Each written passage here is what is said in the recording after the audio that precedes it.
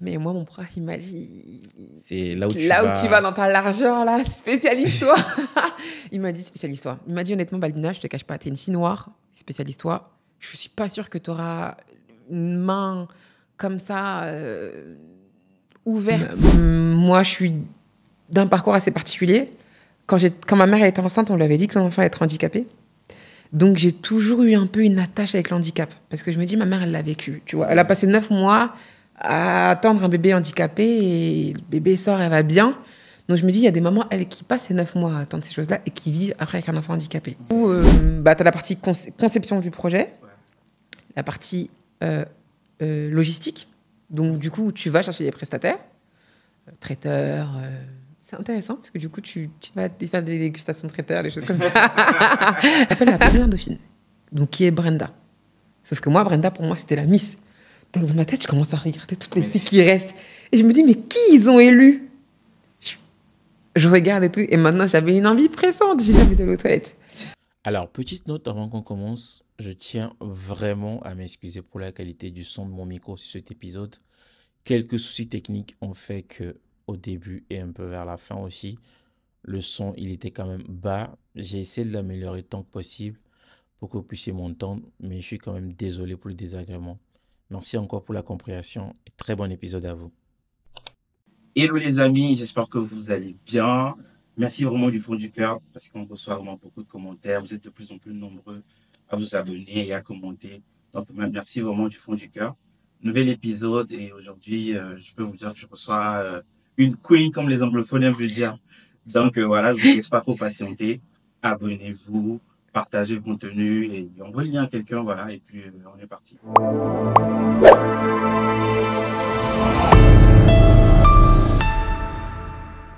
Salut Balbina. Hello Patrick. Ça va? Super, et toi? Ça va bien. Bah, bonne année. C'est vrai, bonne année, bonne santé, plein de bonnes choses, merveilleux. Le succès, voilà.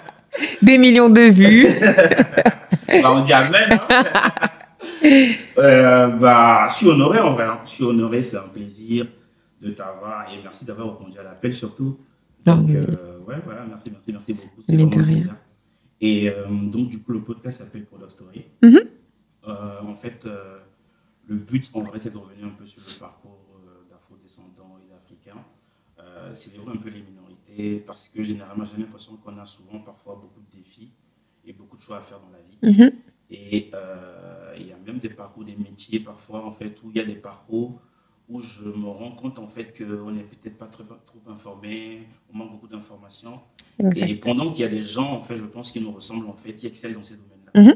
Donc, et le but, c'est de mettre ces gens en avant, parler de leur métier, montrer un peu ce qu'ils font, pour pouvoir inspirer, voilà, la jeune génération, etc. Super, très belle initiative. Donc, ouais, voilà. Bah, du coup, aujourd'hui, on est encore au Togo. Les gens vont commencer à m'en vouloir. Il y a quelque chose de particulier au Togo. Ah ouais. Je sais pas si tu avais vu une vidéo, il y avait, en fait, elle nous disait, en fait, qu'on est trop discret. Oui. Bon, c'est vrai en vrai, on est trop discret. Vrai. Mais tu vois, ces genres d'émissions-là, ça nous aide justement à prendre un peu de lumière. Exactement. Donc, ouais, bah, merci. Mais merci à toi surtout. Ouais. Donc, merci à toi. Ouais, du coup, on va mettre, voilà, on y va direct. Hein. Toi, tu es né en France, c'est ça? Oui, je suis née en France. Je suis née à Paris. À Paris, 17e, okay. Ouais, vraiment. Ça me fait rigoler parce qu'il y a vraiment écrit Paris sur ma pièce d'identité. Je suis née à Paris 1er avril 96. Ok. Poisson d'avril, quoi. Exactement. Je suis une petite blague. Je suis une petite blague. Je vais avoir bientôt 30 ans, mais il ne faut pas le dire, le répéter à personne. Mais voilà. Ça me fait mal de savoir que j'arrive là, mais je n'ai pas encore 30 ans. Bientôt. Ok. Voilà. Grandi à Paris. De 2 parents qui sont togolais, mais mon père, lui, qui est arrivé en France à ses 17 ans, donc qui a fait ses études ici, et ma mère qui est arrivée quand moi j'étais enceinte. Donc c'était à l'arrivée, je crois qu'elle avait quoi, 34, 35 ans. Ok. Ouais. D'accord. T'as quand même ces deux différents. J'ai vécu avec ma mère. Vision de la vie. Mon père qui avait qui connaissait déjà bien la France, et ma mère qui découvre. Elle découvre sur le tas. En plus avec un bébé. Donc c'était particulier. Ok. Et donc du coup, tu grandis vraiment à Paris ou un peu en banlieue? J'ai grandi tout d'abord à Asnières. En fait, Asnières, je connais. À Asnières. En fait, je viens de me rendre compte que j'ai juste changé de quartier au fur et à mesure, mais j'ai grandi à Asnières, dans les quartiers sud, donc du côté de tout ce qui est quai de Seine. Ok. C'est quoi? C'est vers Gennevilliers un peu ça? C'est vers Gabriel Péri, exactement. Okay. J'ai grandi, mais vraiment, en fait, tu coupais la route, t'étais à Gennevilliers. J'ai grandi juste en face du théâtre d'Asnières, dans le quartier Cité-Jardin, ça s'appelait. Ok. Et ensuite, j'ai grandi toujours à Asnières. Tu étais toujours restée toute ta vie à Asnières, en fait. Moi, je suis une pure Asnières. Et tu le verras que même dans mon parcours professionnel, je suis une Asniéroise. Vraiment, je suis une vraie Asniéroise. Je ne le suis plus maintenant. Mais j'étais une bonne Asniéroise, en tout cas. J'ai vraiment grandi, suivi l'évolution de ma ville. Ok. J'ai fait l'école maternelle, primaire, collège. Tout à Asnières et tout. Ok. Et tu as fait quoi comme lycée? En termes d'études, j'étais très bonne élève. Ouais. Élève dissipé. Tu sais, l'élève qui est au fond de la classe, qui rigole aux blagues, mais qui travaille. Ça, c'était moi. Ça, c'était tu fais du bruit, tout le monde te suit, mais après, toi, tu rentres, tu révises. Exactement. Ça, c'était vraiment moi. Ouais. Ça m'a desservi, parce que... Ah ouais? Ouais, ça m'a desservi parce qu'en 3e et 4e, en fait, j'étais tellement bonne élève, j'avais été élue déléguée du collège. Ok. J'avais pris ce rôle-là vraiment à cœur. J'allais au conseil de discipline. Tu sais, quand tu es délégué du collège, tu vas au conseil de discipline. Tu représentes un peu l'élève. Tu te sens un peu... Et je me suis oubliée. Tu vois, donc mon année de 3e, je l'ai passée de justesse. Ok. Et j'ai été très mal conseillée. Parce que moi, on m'a dit, t'es une bonne élève et tout, va pas en général. Okay. En général, il n'y a rien d'intéressant, ça va être long. T'as besoin d'être encadré. Ça, c'est la conseillère d'orientation qui t'a dit ça? Exactement. Okay. Qui m'a fait comprendre que j'avais des aptitudes bonnes, mais pas pour quelqu'un qui... Pour aller en général. Okay. Plus en pro. Donc, on m'a parlé du bac pro comptabilité. Alors, je vous explique, on m'a vendu le bac pro comptabilité. C'est les gens qui gagnent l'argent. Tu vois, toute personne qui a un business, elle a un comptable. Et du coup, moi, j'arrive en compta, je dis, trop bien, je vais gérer l'argent des gens. Pas du tout. J'ai vite déchanté. Et c'est là que je me suis rendu compte que je me suis fait un peu avoir. Et je pense que c'est un gros souci qu'il y a, du moins ici. Je sais pas. Enfin, pour avoir discuté aussi avec des jeunes au Togo, pour avoir faire plusieurs rencontres avec des jeunes collégiennes et lycéennes, il y a aussi cette part où elles, on les pousse à aller vers la finance, tu vois. Moi, on m'a poussé à aller vers la compta et j'ai vite regretté. Okay. Ça m'a pas plu du tout. Vraiment. Enfin, c'était quoi la déception en vrai? Donc, j'ai fait un bac pro comptabilité que j'ai eu. Alors, déjà, j'ai fait un bac pro comptabilité dans un autre lycée, parce que du coup, j'ai quitté Asnières. J'ai pris mon courage à deux mains. Ouais. Et en gros, ici, comment ça se passe? C'est que tu peux faire ton année dans la ville, donc élémentaire, primaire, collège. Collège, ok. Une fois que tu es dans le lycée, tu es plus départemental. Donc, s'il n'y a pas de lycée dans ta ville, tu dois aller dans un autre lycée. Donc, souvent, toutes mes bonnes amies, elles, sont allées dans des lycées à côté. Et en fait, moi, et je pense que j'ai fait le meilleur choix de ma vie, je me suis dit, j'ai envie de voir loin. Okay. Et j'ai envie de grandir avec des gens que je ne connais pas. Okay. Donc, j'ai fait une demande de lycée pour être dans un lycée à Vanves, du côté de Clamart. Donc, je prenais la ligne 13, terminus à terminus, quasi. Oh là là. Ouais. Mais la ligne 13, c'est un enfer. Clairement. Mais okay. La chance que j'avais, c'est que je la prenais de terminus à terminus, donc j'avais toujours des places assises. Ok, d'accord. Mais je faisais ça pendant deux bonnes années. J'ai fait ça. Et j'étais très contente parce que du coup, tu vois, ça m'a permis, moi, de m'enrichir en termes d'amis. Parce que je me suis rendu compte que j'ai fait beaucoup plus de connaissances. D'accord. Mon lycée avant Clamart, il était un peu plus bourgeois, on va dire. D'accord. Donc, ça a un peu élargi après moi en termes de connaissances. J'étais contente. Okay. C'est un choix qu'au début, j'ai regretté quand je faisais le trajet tous les matins. Mais avec du recul, le recul, ça t'a fait connaître des gens dans notre type de milieu. Exactement. Tu te rends compte qu'en fait, très simple, mais à mon époque, entre le 92 Nord et le 92 Sud, les expressions même étaient différentes. Je me rappelle quand je suis arrivée dans le lycée, tout le monde dit il y a une fille d'Asnières. Enfin, elle fout quoi ici, quoi? Qu'est-ce qu'elle fait? Et j'étais limite la star du lycée parce que j'habitais à Asnières. Donc tout le monde se dit mais qu'est-ce qu'elle fait ici? Enfin, elle a pas compris qu'il y avait plein d'autres lycées dans son secteur. Et je suis arrivée, moi, toute contente avant. J'ai passé 2 bonnes années, donc du coup en bac pro compta. À ce moment-là, j'ai mon prof de français que j'aimais beaucoup, mais qui m'a trahi. Qui a convoqué ma mère parce que du coup, à un moment donné, j'arrivais plus. Ah, ok. J'étais bonne élève, mais j'arrivais plus. Les transports, c'était vraiment quelque chose. Ah ouais, c'était loin. Donc, en fait, j'étais contente sur le tas. La première année, je l'ai fait, mais la deuxième année, du coup, les absences sur les premières heures de cours, le cours de 8h à 9h, j'étais un peu absente. Ça m'a un peu desservi parce que du coup, mon prof a demandé à ce que je redouble.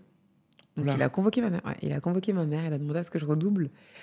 Et il a dit à ma mère, tu sais pas qu'elle a pas les capacités, c'est qu'en fait, elle a loupé un peu... Ouais. Exactement. Elle a loupé un peu une partie du programme, donc on la sent un peu moins dedans, il y avait un peu moins d'enthousiasme. Elle quitte les cours plus tôt, parce que du coup, à un moment donné, je sais que quand tu rentres à la 13, à partir de 18h, c'est blindé. Bondé, ouais. En fait, tout ça, j'anticipais. En fait, la vie d'adulte que j'ai maintenant, je la vivais au lycée. Donc, ça m'a découragée. Donc, on a demandé à ce que je redouble et on a demandé à ce que je change de lycée. Ok. Donc, j'ai redoublé et changé de lycée. Donc, j'ai atterri dans un lycée à Nanterre. D'accord. Ça m'a servi de leçon extrême parce que du coup, quand je suis arrivée dans ce lycée, déjà, à ma grande surprise, avant, on passait le bac en 4 ans. Donc, tu avais 2 années. Tu devais valider ton BEP. Si tu avais ton BEP, tu pouvais continuer tes 2 autres années pour avoir le bac. Ok. Nous, quand on est arrivé, ils avaient réformé. C'était 3 ans. Et quand je suis arrivée en première année de lycée, quand je suis arrivée en deuxième année de lycée, ils ont supprimé le bac pro comptabilité. Ok. Donc, en fait, on nous a vendu un bac pro qui s'appelait gestion administration, qui était en fait un mix du bac pro secrétariat et comptabilité. Et comptabilité, les deux ensemble. Okay. Exactement. Donc, en fait, comment te dire que j'ai passé 2 années en compta et quand je suis arrivée en 3e année, donc du coup, après m'être fait virer de mon lycée dans une nouvelle école, avec un nouveau bac que je ne maîtrisais pas du tout.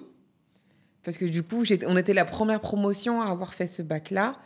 Et je ne pouvais pas redoubler en compta parce qu'il n'y avait plus, plus de compta. Donc, j'étais obligée de redoubler. Donc, j'ai atterri dans un lycée à Nanterre où vraiment, ça m'a servi de leçon parce que j'étais très, très bonne élève par contre. Ok. Je suis revenue très, très sérieuse. Je me suis dit, j'ai pas envie de me faire avoir une dernière fois. J'ai eu mon bac avec une bonne mention. Alors, je le dis, j'étais très fière. J'avais 19,9 de moyenne en maths. J'étais très, très bonne. Ouais, j'étais très, très bonne. Je suis arrivée vraiment au taquet. J'avais des profs qui m'adoraient. Ouais. J'étais bonne et bien aimée aussi par les gens au lycée. Franchement, c'était un peu ma revanche. Je me suis dit, vous m'avez fait perdre une année. Donc, en fait, tu vois, j'ai eu un BEP de comptabilité, mais j'ai un bac de gestion administration. Ok. Donc déjà, ça commençait... En fait, je partais avec une base d'un bac que je ne maîtrisais pas trop, parce que je n'avais pas du tout de la notion du secrétariat. Nous, on était vraiment en pur compta, livre de compte, TVA, exonération de TVA. J'étais vraiment pur comptable. Et là, on me rajoute beaucoup de secrétariat. C'était ennuyant ? Très. Ok. En fait, c'était pas ennuyant. C'est faux de dire que c'est ennuyant, parce que je pense qu'il y a des gens qui le font aujourd'hui. C'était pas ennuyant, mais c'est juste que j'étais confrontée à quelque chose qui était facile. Ok. Tu vois, c'est comme si, en fait, on a allégé le bac, or que j'étais dans quelque chose de beaucoup plus dur avant donc, pour moi, j'étais pas assez stimulée. Ok. Et donc, ça a fait que quand je suis partie après faire des stages, donc en GA, j'avais aucune aisance. Donc, j'ai toujours dirigé mes stages vers la compta. J'ai fait un stage en comptabilité dans un cabinet qui fait de la gestion de licence de taxi. Okay. Donc, très intéressant parce que du coup, c'est pure facture. Ils t'envoient leurs factures tout le temps. Tu dois produire leur bilan à la fin de l'année. Très intéressant. Okay. Mais du coup, j'ai compris que j'étais pas faite pour la comptabilité. Ok, bon, c'est intéressant de savoir tout ça. Et les difficultés que tu as eues aussi au lycée et tout. Et donc, du coup, tu as ton bac, mention quoi, très bien, c'est ça? Ou bien enfin, j'étais à la mention bien. En fait, j'ai eu une mention, j'étais à 0,1 point d'avoir la mention bien. Ok, d'accord. Donc, je l'ai eu avec la mention assez bien. J'étais un peu triste. Ouais, mais bon, c'est déjà une mention. Voilà. On m'a donné une petite médaille. J'étais très contente. Ah ouais, carrément. Oui. Ok. Et du coup, à l'université, comment ça se passe? Tu vas non, pas une école plutôt, c'est ça? Je fais une école. Du coup, une année assez particulière. Parce que je quitte la compta. Si on recontextualise, je sors d'une conseillère d'orientation qui m'a dit que j'étais faite pour ça. Après 3 ans, du coup 4, je me rends compte qu'en fait, je ne suis pas du tout faite pour ça. Donc là, je me dis, la suite, c'est quoi? Je vois beaucoup de forums de jeunes étudiants pour trouver des licences, des choses. Je ne m'inscris pas à l'université parce que du coup, c'est dans ma foulée d'expérience que j'ai compris qu'il y avait autre chose pour moi. Il n'y avait pas que de la compta pour moi. Être assise à un bureau 24 heures sur 24, à recevoir des factures, c'était pas trop mon univers et qu'il y avait un autre potentiel. Donc du coup, je cherchais lequel. Après, on reviendra dessus après, mais entre-temps, j'avais été Miss Togo France. Ok. Donc, j'avais commencé à faire un peu d'interviews, des choses comme ça. Je me disais, c'est intéressant, ça. Ouais. En fait, ça me plaisait. Ouais. Et ce qui me plaisait, c'est que je voyais un peu la journaliste qui était derrière, qui préparait ses questions. À l'époque, la responsable de Miss Togo France, elle travaillait chez Africa numéro 1, donc on allait beaucoup dans ses studios. Et je me dis, non, mais il y a un truc ici, ça me plaît. Et du coup, je me suis dit, tiens, ça peut être intéressant. Ouais, ok. Donc, en fait, c'est comme ça que je me suis dit, bah, je vais aller faire une licence de communication. Donc, je me suis promenée dans les forums. Je me suis promenée, mais vraiment promenée dans les forums. Je me suis dit, je vais faire une entrée tardive. Donc, tu as des rentrées qui se font au mois de janvier ou autre. Je me suis inscrite en licence de com à la Sorbonne, sans plus. Ok. Je me suis juste inscrite. Sans plus. Si mon comité au Togo, ils voient ça, ils vont me tuer. Je me suis juste inscrite. En fait, parce que tu n'y croyais pas, c'est ça? Exactement. Ok. En fait, je me suis dit, j'ai aucune base. Et surtout qu'en fait, je pensais pas avoir la capacité parce qu'on explique que les gens qui sont en licence, ils étaient en général. Ouais. Moi, j'arrive en bac pro, je suis une pure produit de bac pro. Ouais. J'ai vraiment des cours qui sont très théoriques par rapport à un métier précis.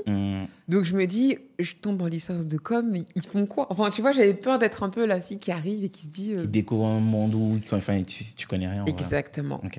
Et en fait, moi, ma chance, c'est le pratique m'a aidée parce que je me suis dit, tiens, en fait, je veux pas faire une licence de com, je vais aller directement en journal.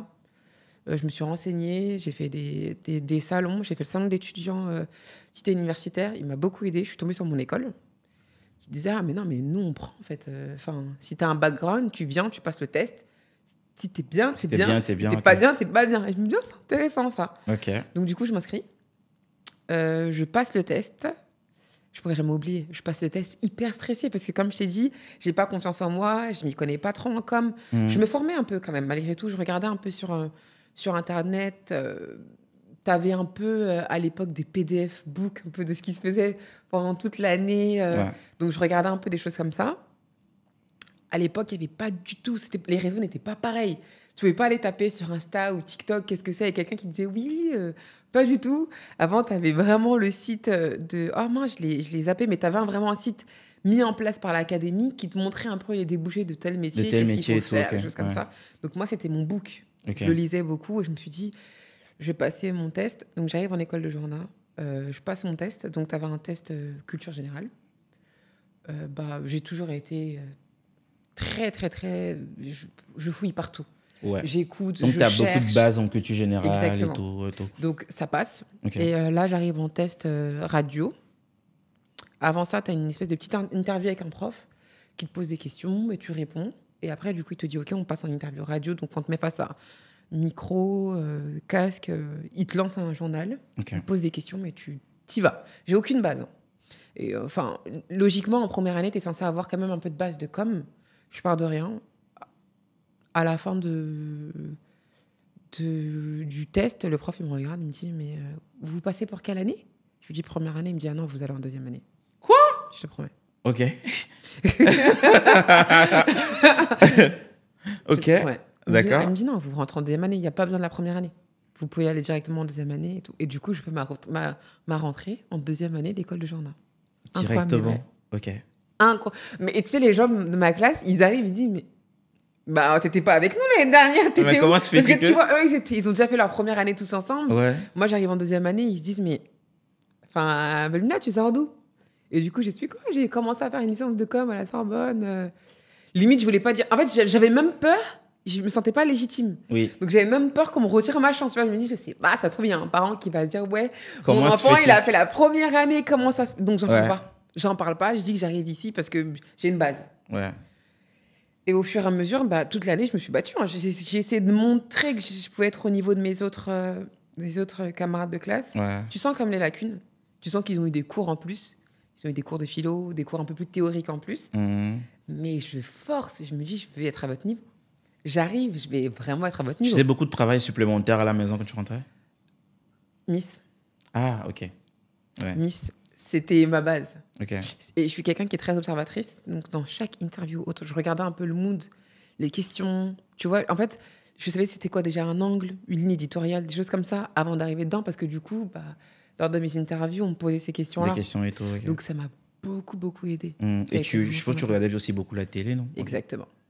Jusqu'à maintenant, moi, les infos... En fait, t'es comme moi, ouais. Je regarde beaucoup la télé, moi aussi. Les infos, tu sais, là, dans mon dernier travail, il y a un de mes collègues qui est passionné de journal et qui vient. Il dit, ouais, vous avez vu ce qui s'est passé aujourd'hui? Et du coup, je lui cite toute l'actu. Ouais, il me regarde et dit, mais t'as regardé ça quand? Mamina, il est 9h. Je lui dis, non, mais laisse tomber. Laisse tomber. Ça, c'est ancré en moi. Je suis obligée de regarder ce qui se passe. C'est comme ça.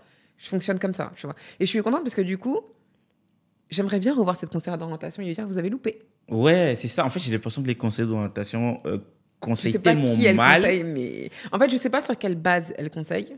Je pense honnêtement qu'une conseillère d'orientation... Il y a des stéréotypes, moi, tu veux dire? C'est-à-dire qu'en vrai, en fait, on sait... Largement. C'est ça, c'est... mon grand frère... Ah, t'es bon, t'es un garçon, t'es grand, tu vas en électrotechnique. Okay. Ma sœur... Ah, c'est bien, tu es pas dans le secrétariat? T'es une fille secrétaire, c'est bien. Enfin, je sais pas. C'était vraiment des choses... Pourquoi on nous limite à ça? Sur quelle base? Voilà, c'est ça. Enfin, on nous met vraiment dans des cases.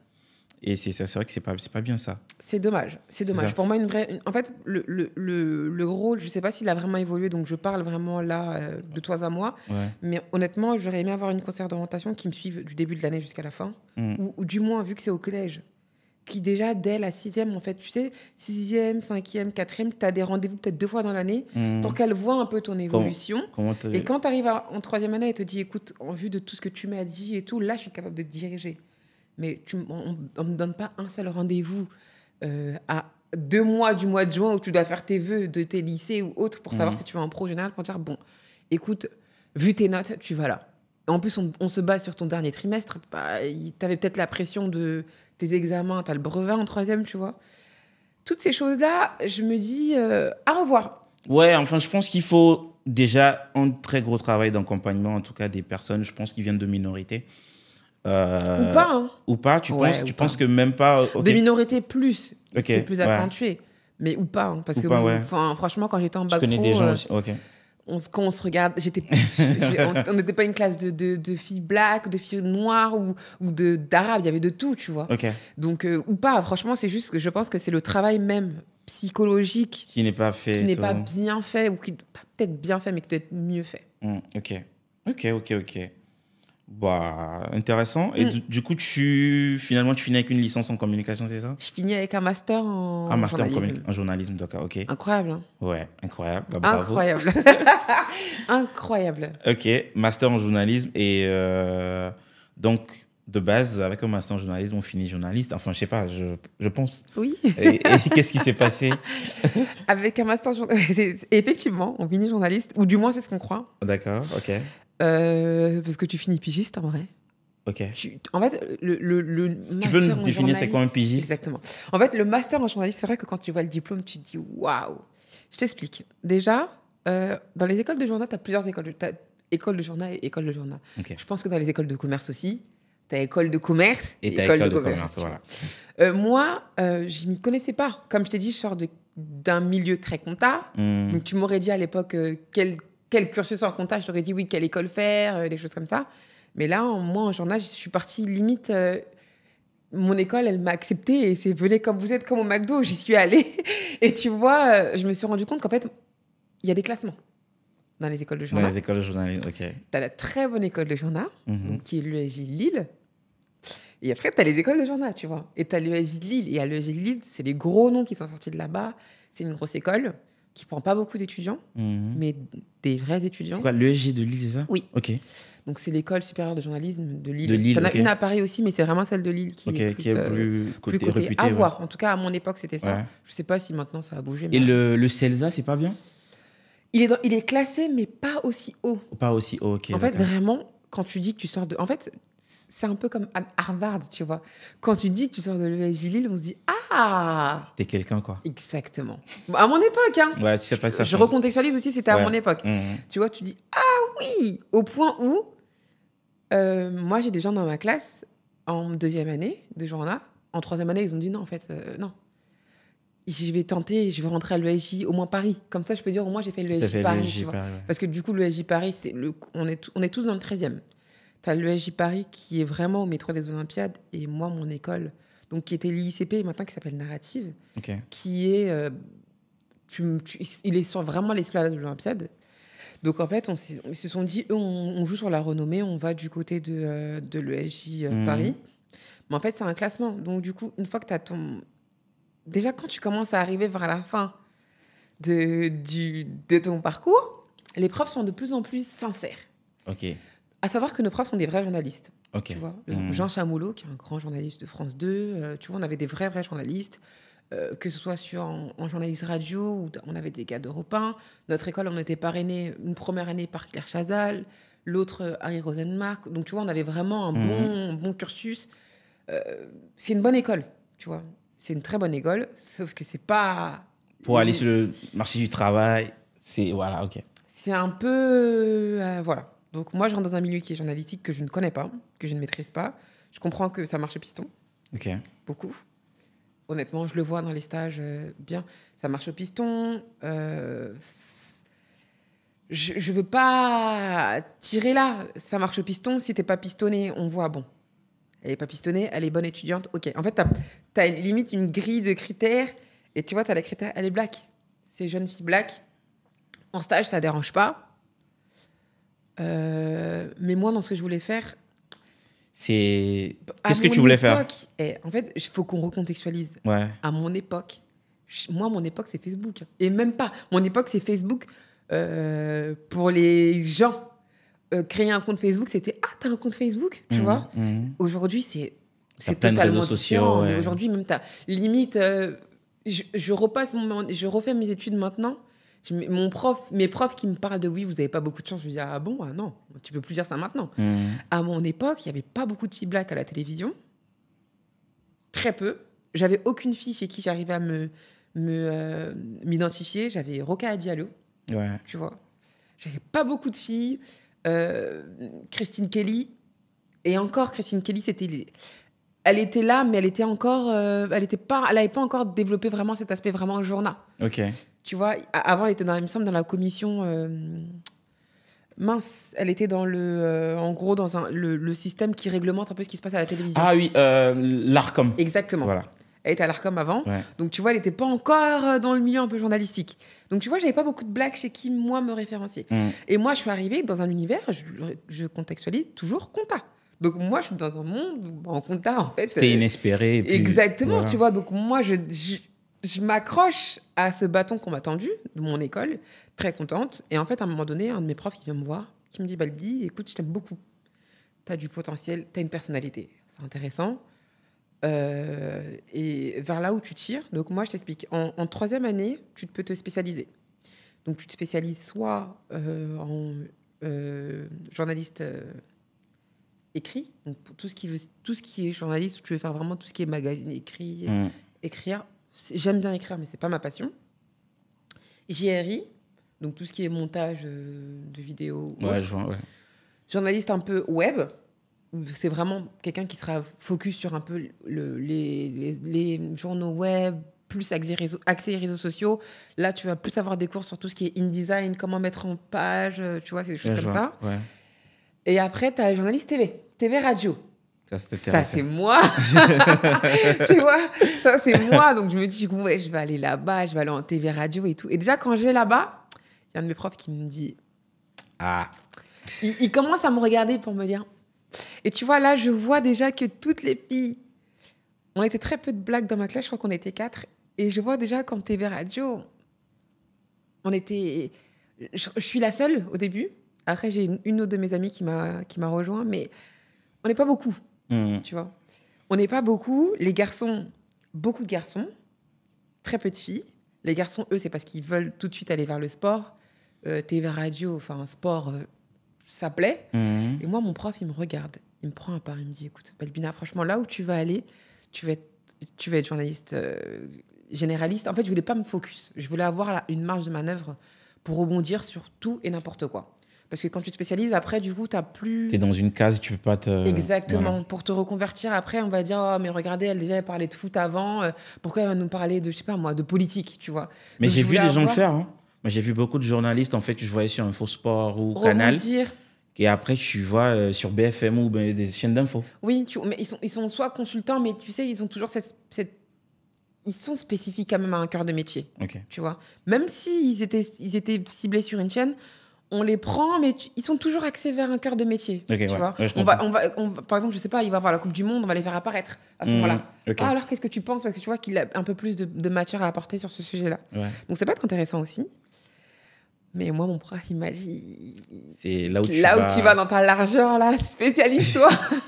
Il m'a dit, spécialise-toi. Il m'a dit, honnêtement, Balbina, je te cache pas, t'es une fille noire, spécialise-toi. Je suis pas sûre que tu auras une main comme ça ouverte en TV radio. Il m'a dit en radio, peut-être pourquoi pas, parce qu'on ne voit pas. Mais encore, à l'époque, on commence à filmer un peu. Ouais, là, maintenant, il y a des contenus vidéo sur les réseaux. Exactement. Donc, sur YouTube il m'a clairement dit, va au sport. Il m'a dit, va dans le sport.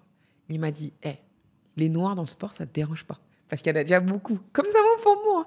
Il m'a dit, il y en a déjà beaucoup, en fait. Donc, on va pas dire que t'es pas légitime. Donc, tu vas là-bas. À ce moment-là, il y avait pas... Mais attends, c'était le moment où, justement, les femmes, limite, quand elles parlaient, on dit... Tu sors d'où? Exactement, tu vois. Donc, il me dit, viens... Tu peux venir, tu as l'air de t'y connaître. Moi, j'étais très, très, très... Après, avec ça, je me suis devenue très amie avec les garçons de ma classe. Parce que du coup, je me suis un peu spécialisée dans le sport. Je me rappelle, je leur donnais mes codes pour faire des paris sportifs. On était à fond dedans. On était dans un autre monde. Ouais. Mais il m'a dit, voilà, il y a un truc, ça te plaît, ça te dérange pas trop. Voilà, au moins, tu peux rebondir. OK. Du coup, tu as fait et tout. J'ai fait, les gays, on avait cours de sport, on était tous là. J'ai fait les cours de TV, tu pouvais spécialiser un peu plus vers... tu as des cours spécifiques. Et après, dans les cours spécifiques, tu peux choisir ton sujet. Donc, sujet sport, sujet truc. Donc, des fois, il y a des filles qui accèdent... Des filles de ma classe qui accèdent beaucoup plus sport parce qu'elles aimaient... Souvent, tu remarqueras que tu as fait du sport. Par exemple, tu vois, je sais qu'il y a une fille qui a fait de la natation... Donc, elle voulait être journaliste dans ce niveau-là. Donc, elle sait de quoi elle parle. Elle connaît les sportifs dans son niveau. Autre, moi, j'arrive dans quelque chose, je ne maîtrise pas. Ça me plaît, mais je me dis, bon, moi, je suis sûre d'avoir... Au moins un travail à la sortie. Exactement. Ouais. Et en fait, quand je suis sortie... Pas de boulot. Mais rien du tout. Mais le vide complet, en fait. On m'a dit qu'en fait, c'est des piges. Et je me dis, c'est quoi? Comment ça, c'est des piges?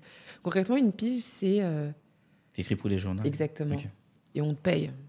À l'époque, c'était payé une petite pige, 50-60 €, quoi. Et je me dis, quoi? Et c'est quoi? C'est un taux horaire? Non, la pige. Okay. Ah, OK. Non, c'est la pige. D'accord. Donc, en fait, je me dis, quoi? Je déchante, en fait. Je me dis, ah ouais. Je suis rentrée dans quelque chose, je ne m'étais pas bien informée. Ah ouais. Je ne m'étais pas bien informée. Mais ça m'a servi. Ça me servirait à un moment donné. Je me dis, garde dans ta tête, ça me servirait à un moment donné. Je me dis, écoute, tu sais quoi? Tu peux rentrer dans une boîte et bosser en tant que journaliste. Au moins, tu auras un salaire fixe. Oui. Tu vois, c'est pas ce que je voulais. Mais au moins, je me dis, je suis pas indépendante, j'ai un salaire fixe. Je dépends d'un employeur tous les mois. Or que, tu vois, quand tu es journaliste, quand tu as ta petite carte de presse, tu es un peu plus ouverte à ouvrir tous les... Bon. Je me coupe de mon rêve.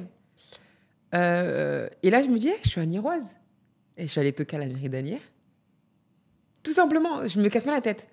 Je vais à la mairie, et je dis à la mairie, et je parle au maire, je parle très bien avec le maire, et je dis au maire que, écoute, je viens de sortir de mon école. Il me dit, je te laisse ta chance, ok, prouve-moi. Donc, il me met en contact avec le directeur de communication de la mairie. Okay. Et du coup, le directeur, il me dit, ok, Balbina, on se lance. On va lancer une espèce de nouvelle formule un peu. Dans la ville, tous les nouveaux...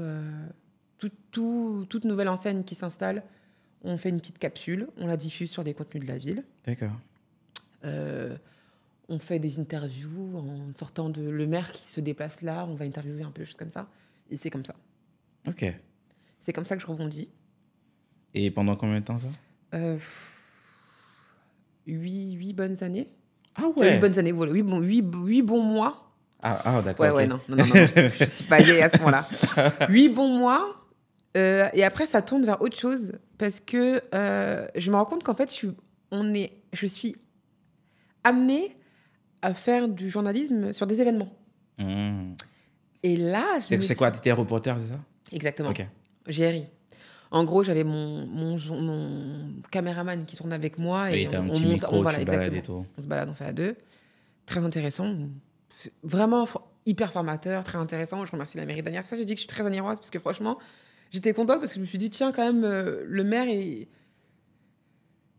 l'image de sa ville, il la donne à une jeune fille noire, tu vois. Ouais. C'est pas tout le monde qui ferait ça. Ouais. Et il a aimé le profil, il m'a vraiment boosté. Je me rappelle, il me faisait des petits retours. Ah là, Balbina, franchement, je pense que tu pouvais être... Il était vraiment à fond dans la chose. Hein. Vraiment, le maire d'Anières est un amour. Et à ce moment-là, je me tourne un peu vers l'événementiel parce que du coup, on parle d'événements, on parle d'ouverture, on voit des inaugurations, on voit des chefs de projet, on les regarde et je les regarde, mais elles sont intéressantes. Tu parles avec elles. Et en fait, je me rends compte qu'en fait, elle et moi, on fait le même métier. Ok. Pourquoi je te dis ça? C'est un peu fou, hein, mais à chaque fois que je fais un entretien d'embauche, je le dis parce qu'on me demande, ouais, t'es journaliste. Maintenant, parce que du coup, maintenant, je suis devenue chef de projet événementiel. Ok. Mais en fait, on fait le même métier parce qu'en fait, une chef de projet, elle fait de la conception d'événements. C'est-à-dire qu'avant son événement, elle l'écrit. Elle le met en place, elle a un brief, elle a un cahier de charge et autres. Moi, je suis journaliste. Avant de faire mon reportage le jour J, je maîtrise mon sujet. Je l'étudie ou autre. Le jour J, pareil. Elle est sur le qui-vive, elle est sur l'organisation et autres. Pareil, moi aussi, je suis sur ma caméra en train de filmer, poser des questions ou autres. Et à la fin, tous les deux, c'est le résultat. Okay. Tu vois, on est satisfait des deux côtés. Moi, je suis satisfaite du résultat que j'ai eu de ma petite capsule que j'ai tournée. Et elle, c'est son événement. Tu vois. Son événement, ouais. Et je me rends compte que, en fait, en soi, c'est vrai, c'est deux métiers distincts, mais c'est les mêmes process. Il y a beaucoup de similitudes, ouais. Exactement. Et je me dis, je vais faire ça. Tu veux faire ça? Ok. Et je suis quelqu'un dans la vie, je marche comme ça. Je marche à l'intuition. Et je me dis, je vais faire ça. Et je vais y apporter un peu ma petite touche journalistique et je me lance dans ça. Et du coup, la mairie qui se dit, OK, on cherche une chef de commission événementielle. En gros, dans chaque ville, tu as une commission. Donc, c'est un conseil économique et social de la ville qui est par la ville, donc avec les élus de la ville et avec des personnes spécifiques à chaque cœur de métier, entre guillemets, dans la ville. Donc, moi, on m'a mis directrice de commission événementielle. Donc, du coup, je m'occupais un peu de tout ce qui était partie événementielle dans la ville. Mmh. Où tu dois monter un projet. En gros, c'est ce que les Aniérois veulent faire dans leur ville. Je réunis un peu une équipe, on monte le projet, on vient, on le montre à la commission le vote, le budget est voté, l'événement se fait et tralala. Donc, dans ce cursus-là aussi, je m'y plais. Je laisse un peu ma casquette journalistique à ce moment-là. Je l'ai vécu. La mairie, c'était bien, ça m'a plu. Ouais. Mais l'événementiel, c'est vraiment top. Ouais, okay. Ouais. Là, je me rends compte que je suis dans quelque chose qui me plaît beaucoup aussi. Et je me dis, allez, je pars dans ça. Okay. Donc, je me lance dans ça. Je me dis, allez, j'ai fait ça pendant 1 an à la mairie. C'était très intéressant. À ce moment-là, je me lance dans l'organisation de mon événement ici, Miss Togo France Diaspora. Ah ouais. Double dose dans l'événementiel. Et du coup, on peut faire Enfin, je ne sais pas si vous faites la transition. Avant de la faire, donc le chef de projet événementiel, déjà, si tu peux me rappeler en 1 ou 2 phrases ce que tu fais. Ok. S'il y a déjà aussi des opportunités dans le domaine, quel est le chemin peut-être classique, parce que toi, tu viens vraiment d'un parcours, on va dire, un peu atypique pour y arriver. Et ouais, voilà. Chef de projet événementiel. Alors, une chef de projet événementiel, c'est une personne qui s'occupe de la gestion d'organisation d'un événement. Okay. Là, à mon occurrence, à moi, c'est corporate, donc en entreprise. Je peux te parler de mon expérience, comme ça va être beaucoup plus clair et les gens pourraient vite s'identifier. Ouais. J'étais chef de projet événementiel chez BPCE, donc qui est le groupe... c'est la pompe. Non, tu sais, c'est BPCE, c'est Natixis, Caisse d'épargne. C'est vraiment le gros groupe, tu sais, qui a sa tour un peu tournée à l'horizontale, là, dans le 13e. Ouais. Concrètement, vous êtes un cœur de métier, vous êtes le marketing, vous êtes... Là, en l'occurrence, c'était chiffré banque. Vous êtes, oui, même l'équipe marketing de banque. Vous avez monté un produit, vous voulez le lancer, vous nous contactez. Nous, on vous dit comment il faut le faire, avec quoi. Là, en l'occurrence, chez BPCE, j'avais pas trop d'aspect com, mais normalement, aussi, une chef de projet événementiel est capable de te dire quel contenu, de quelle couleur tu dois mettre ton produit, de quelle couleur tu dois décorer un peu la salle pour que ça ressorte la couleur de ton produit, tu vois. Ouais. C'est vraiment limite... en cohésion avec toute une équipe marketing et communication, le chef de projet il est censé te sortir un événement qui correspond à ta marque. Donc, on fait de l'organisation pure et dure. Donc, prise de brief direct avec le client. Bonjour, je vais organiser un événement. J'ai un séminaire, je sais pas moi, sur les nouvelles cartes bancaires qui vont sortir. Je vais les proposer à des potentiels partenaires. Ok, vous êtes combien de personnes? On est 150. D'accord, quel type de personnes? Est-ce que c'est des VP? Est-ce que c'est... Parce que tu vois, ça joue aussi sur la qualité de ton événement, la qualité des produits. C'est peut-être un peu méchant, mais tu vois, tu fournis pas la même... Exactement. Okay. Exactement. Et après, c'est surtout aussi en termes de budget, parce que tu sais que si c'est des DG, le budget est beaucoup plus ouvert, parce qu'il faut aller taper sur quelque chose qui est gros. Ouais. Si c'est juste des chefs de produits, eux, c'est pas grave. C'est pas eux qui ont la décision, ils iront le merchandiser après eux ailleurs. Donc c'est ça. Okay. Et du coup, tu as la partie conception du projet, la partie logistique.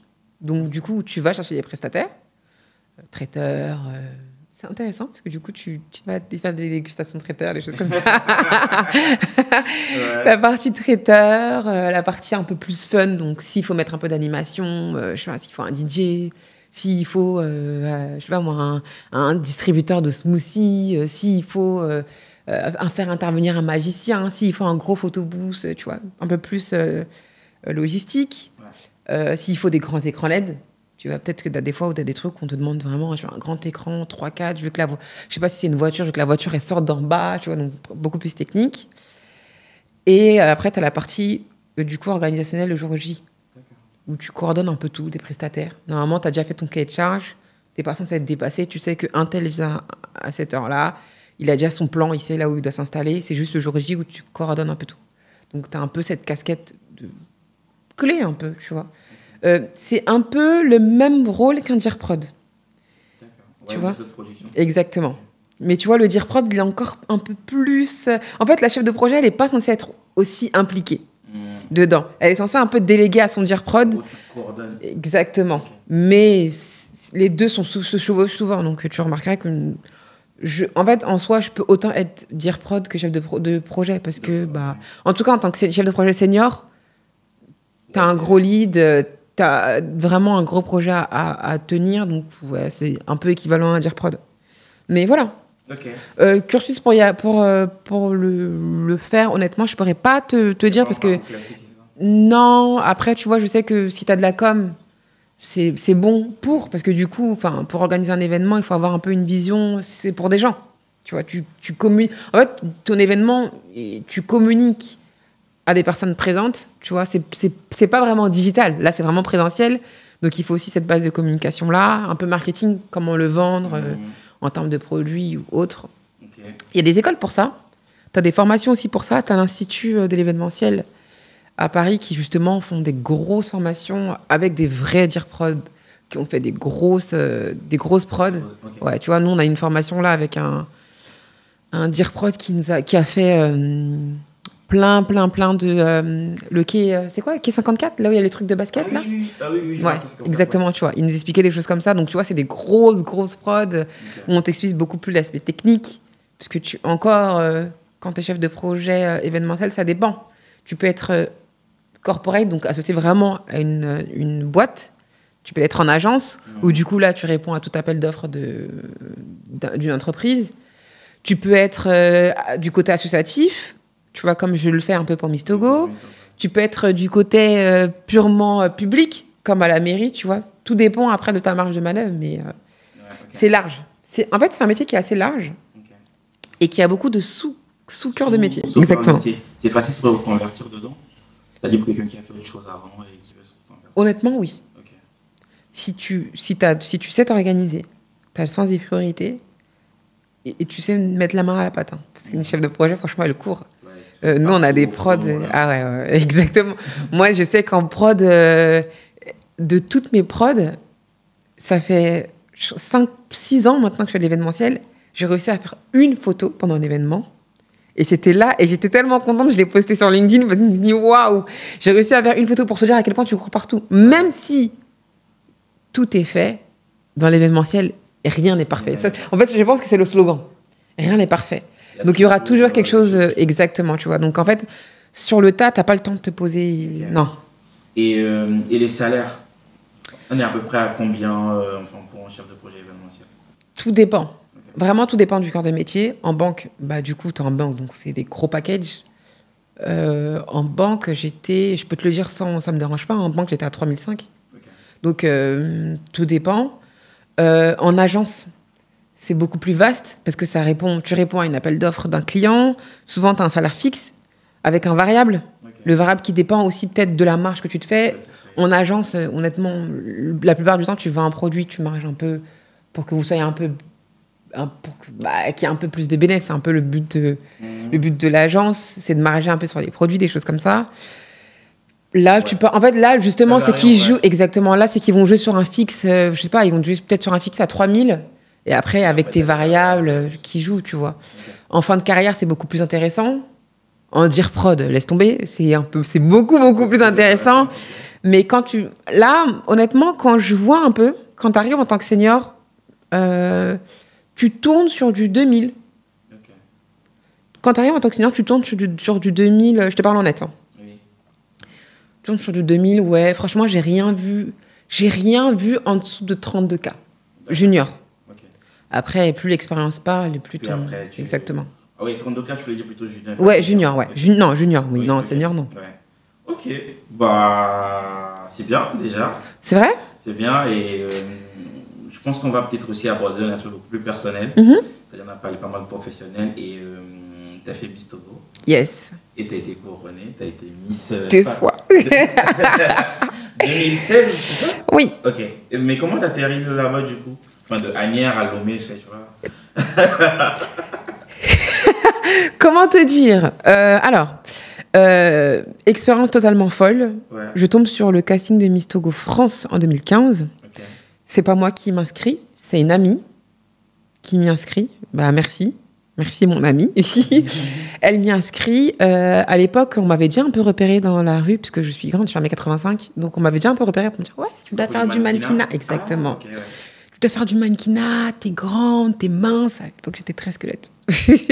T'es mince, tu dois faire du mannequinat et autres. Et moi, dans ma tête, je me dis, oulala, enfin, j'étais dans ma compta, moi. Déjà, j'étais dans mon époque, on vient de me virer d'un lycée, j'arrive dans un nouveau lycée, j'ai envie d'avoir mon bac, tu vois. C'était vraiment dans cette période-là.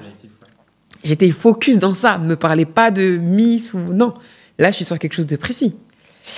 Et au final, elle m'inscrit, je décide d'aller au casting, mais vraiment, je ne savais pas ce que c'était. Pour te dire la vérité, je ne savais pas ce que c'était. Je partais, j'avais aucune connaissance du Togo. J'étais allée au Togo 2 fois dans ma vie, à ce moment-là. 2004, je ne pourrais jamais oublier. J'étais allée au Togo qu'une fois en 2004. Donc je me suis dit, bah écoute, tu sais quoi, franchement, tu n'es pas allée au Togo. Tu n'as pas l'occasion d'y aller, tu seras avec les Togolais, tu vas comprendre, tu vas savoir qu'est-ce que c'est le Togo. Donc inscris-toi. Donc, je vais au casting, je m'inscris. Quand je vais au casting, je remarque quand même, il y a des filles grandes, mannequins, elles sont préparées. On dit, ouais, marchez tout droit et tout. Et moi, je suis en mode... Tu vois, mais même si je te montre, je vais t'envoyer ma photo. Je pense que je l'ai, comme ça, tu la mettras aux gens. Si je te montre ma photo de casting, tu sais, normalement, quand tu vas à un casting, on te dit, tu viens en débardeur. J'avais mis un haut polo large. Oversize. Je l'avais... En fait, c'est tellement grand. Du coup, quand je suis arrivée là-bas, ils m'ont dit, mais on va pas vous former. Donc, du coup, je l'avais rentré dans mon pantalon comme ça. Ouais. J'avais mis un rouge à lèvres rouge, mais je m'y connaissais pas. Donc, je me dis, je tente, je sais pas, je vois les filles à la télé, elles font comme ça, j'y vais. Ça passe. Je me dis, ok, on me prend. Donc, on est 8 finalistes. On fait l'élection en mai 2015. Trop bien. Je vais à l'élection, je pense pas gagner. Mais alors là, pas du tout. Franchement, je me dis, je suis grande. Je me rappelle le prof de démarche. Je pourrais jamais l'oublier parce que ça, je le dis aux filles que je coach maintenant. Il me dit, mais t'es grande. Tu marches comme un cheval. Tu marches mal. J'étais complexée. Ouais. J'étais complexée parce qu'à l'époque, être grande, c'était pas à la mode du tout. Okay. Moi, je me rappelle, on m'appelait girafe, la longue, bâton de berger. Donc, j'étais très complexée. Et du coup, en fait, je voyais pas ma taille comme un atout. Je la voyais, on me voit, en fait. Comme un handicap, c'est ça ? Je me disais, mince, on me voit. Tu vois, toutes les filles, elles font la même taille. Moi, on me voit. Ouais. Donc, je me disais, si je me loupe, on me voit. Moi, c'était ça, ma pression. C'était même pas, ouais, je suis grande, je vais gagner et tout. Non, pas du tout. J'avais du mal à m'accepter. Je me disais, ouais, ça va passer j'y allais et je me dis, ouais, je croise les doigts pour gagner, mais sans plus. Patrick, sans plus. Je te promets, au point où quand je sors, je tombe par terre. Déjà, quand je suis élue, je tombe par terre. Tu tombes vraiment? Oui, par terre. Ok. Je tombe par terre. Je sais pas si... J'ai pas de vidéo, mais je crois que j'ai une photo où je suis allongée par terre, limite. Je tombe par terre. Mes copines, alors qui enjambent la sécurité et tout. Parce qu'en fait, on n'y croyait pas. Mais pas du tout. Donc, elles enjambent la sécurité. Elles sautent sur moi et tout. Je me rappelle, on les tire. Elles sont là, elles crient, mais elle a gagné. Et moi, je pleure. Je vais voir ma mère, je pleure. Je lui dis, maman, j'ai gagné. Et tout. Ma mère, en fait, elle est en mode...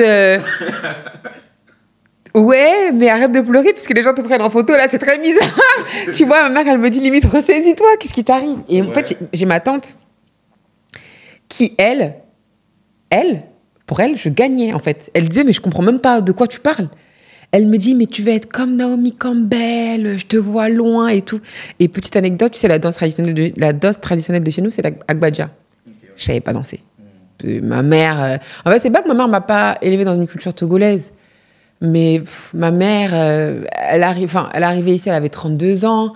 Ma mère s'adapter à la culture française. Ouais. Et c'est même pas ça, c'est que ma mère, déjà, au Togo, elle était un peu bonne bourgeoise. Ouais, tu vois, son père, il était architecte. Ma mère, elle prenait l'avion, elle allait... Ah, je suis au Mali. Oh, je suis en Côte d'Ivoire. Tu vois, donc elle avait déjà un autre mood. Elle n'était pas en quelque chose de très tradit, culture. Ouais. Donc, je me rappelle, quand j'ai dit à ma mère, je dois faire une danse de mon village, et c'est mon père qui m'a dit la danse que je devais faire. Ma mère, elle était en mode, tu dois danser quoi déjà? Attends, chez nous, c'est quoi la danse? Tu vois, ça fait des questions. Ouais. Et c'est ma tante, mais bref, qui, elle, me disait, non, c'est Agbaja que tu dois faire. Et, tout. Et je me rappelle, je disais, ouais, mais c'est une danse de canard et tout. Et tu me crois, j'ai tellement dansé, je me suis déboîté l'épaule. Je te promets. Tellement je voulais apprendre à danser Agbaja, je me suis déboîté l'épaule, je suis partie à l'hôpital. Et je me rappelle, c'est l'infirmière qui me met la telle, elle me dit, vous avez fait quoi? Je dis, j'ai dansé. Elle me dit, faut plus danser.